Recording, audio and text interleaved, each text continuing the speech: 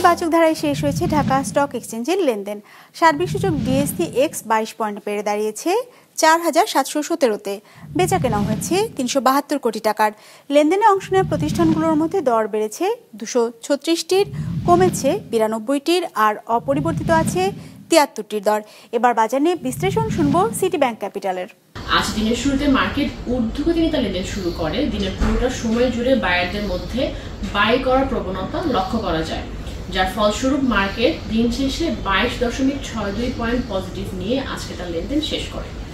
আজ মার্কেটের লেনদেনত কোম্পানিগুলোর মধ্যে শেয়ার মূল্য বেড়েছে 236টি, কমেছে 92টি এবং অপরিবর্তিত ছিল 73টি কোম্পানির শেয়ার মূল্য। আজ মার্কেটে টোটাল টার্নওভার ছিল 372 কোটি টাকা।